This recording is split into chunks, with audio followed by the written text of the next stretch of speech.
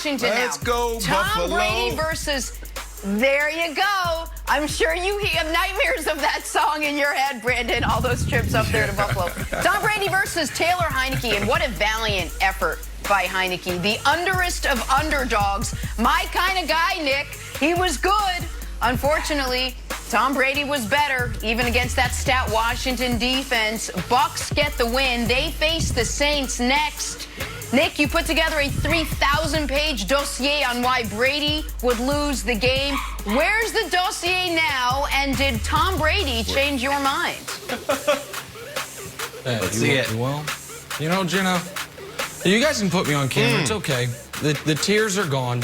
Here's the dossier. Here it is.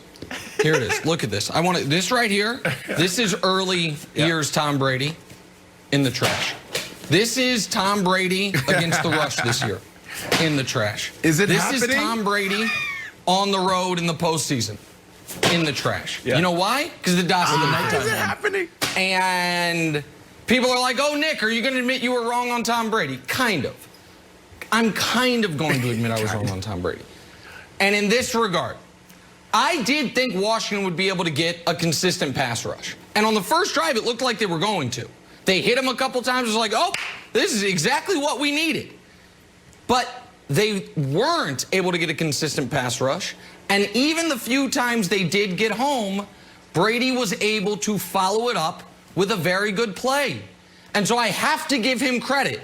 If you would have told me Washington's going to score 23, I would say perfect. That's all they need to win. I can't put this on Alex Smith not playing because Heineke came out and balled.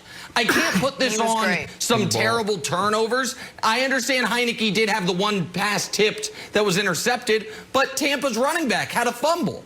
And after that fumble, Brandon, I want to go through what happened. So Vaughn fumbles, Heineke has the great drive, and all of a sudden it's a 2-point game.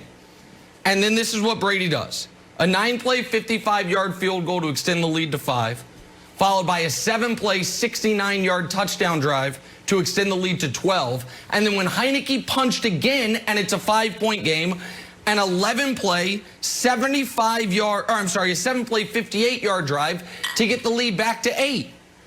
The old man played very, very well in what I would have considered very tough circumstances. And so do I think Tampa can win the Super Bowl? Of course not. Do I think some of the issues they had early in the year are going to come to bite them eventually? I do.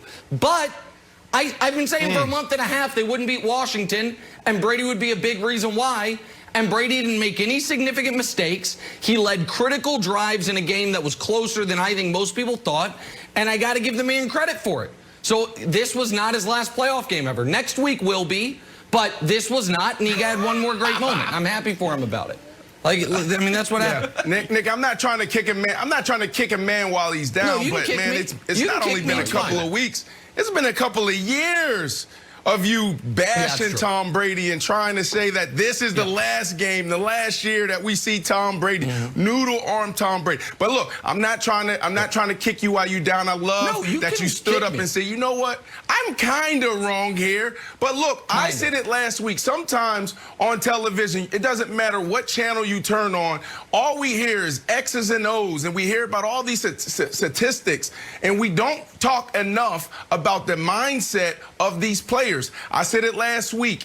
This dude is on a mission. I remember being in the locker room. I remember being in the organization, in the building, and working on those little details, knowing that if I could get my steps right at the top, that I'll catch more balls. So when you think about Tom Brady and how he looks in the pocket, how he's moving in the pocket, escaping, and he's elusive, and then how he's throwing and he's following through, there's more zip on his ball. He's more explosive.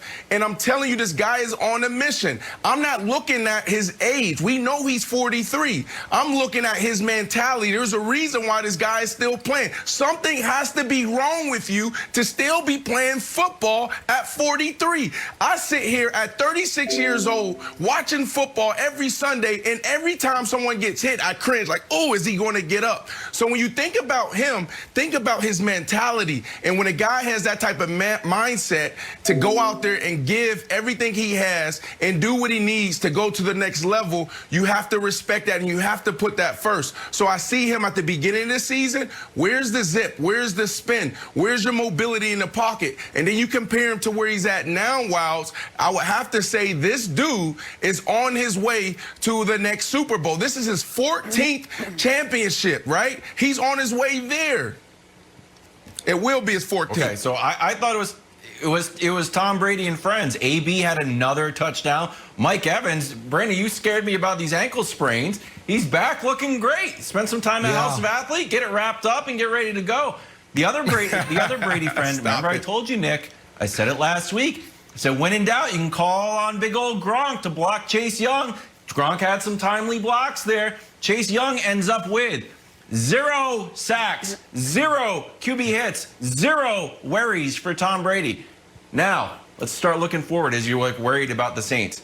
Tom Brady is not losing 3 games to one team. He's just not. Never has in his career. Maybe in junior high school in a rec league because he didn't all in college and he didn't in the pros. So I cannot imagine that he's going to lose to the Saints for the 3rd consecutive time. If anything, I think that I'd be nervous as if I was saying, like, oh, we got this guy twice, on the 3rd time.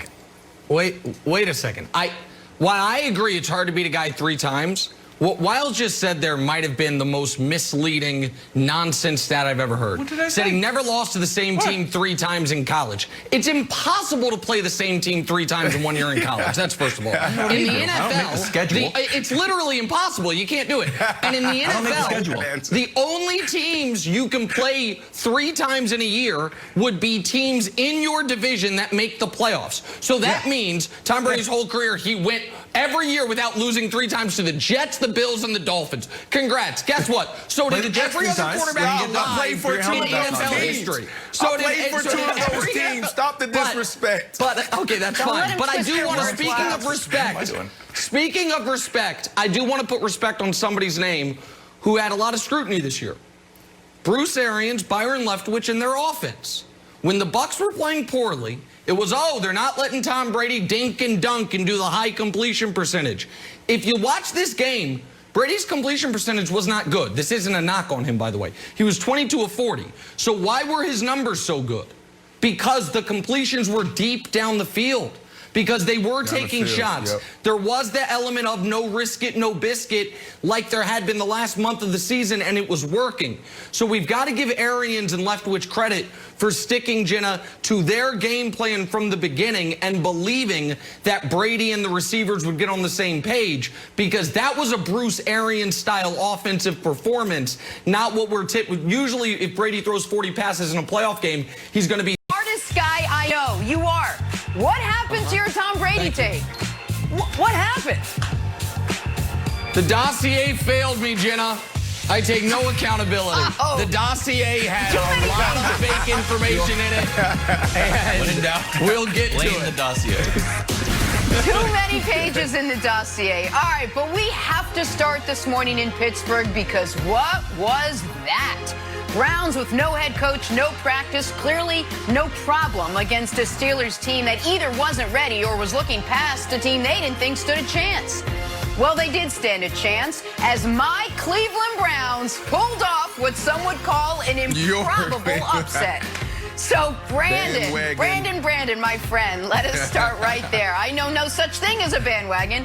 Was last night more about Baker and the Browns' resilience, or was it about Big Ben and the Steelers' struggles? Because you can make a case for either side last night. Woo, Jenna, oh my goodness, what a game last night. You can arguably say that was the best wild card game for a team in NFL history. That was phenomenal. The easy answer is the Pittsburgh Steelers, because when you look at that botch snap, that penalty, you can easily say it was about them. But the reality is it was about the Browns. The Browns dominated the Pittsburgh Steelers. You even go into the second half when the Pittsburgh Steelers start getting in the rhythm. Big Ben start getting hot, and they still dominated them. They were the better team, not only on that night, but just a better team, period. And they proved it play after play after play in all 3 phases. Outside of Big Ben throwing the ball all around the field, the Browns dominated every single area, from running game, stopping the run, special teams, et cetera, et cetera, et cetera.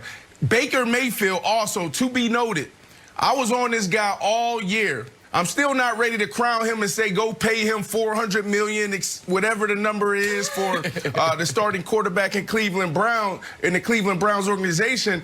But that guy played phenomenal last night, and it wasn't throwing the ball over the field. His best plays was throwing the ball away. There was a play in the third quarter. I was like, okay, this guy may have a chance. He had a 20-yard in cut, and a safety drove down on it. The corner was tight on coverage. You can see that he wanted to throw this ball, and he threw it in the dirt. Excellent. And his balls last night, as far as throwing the ball away, was him actually escaping the pocket and running. So, Nick, this was all about the Cleveland Browns. Phenomenal outing by them without their coach. Yeah, listen, we'll get to the Rigatoni Roethlisberger part of the program later. 4 picks, that's 9 picks in his last 5 playoff games. Also, I don't know if anyone noticed, but he kind of Cam Newton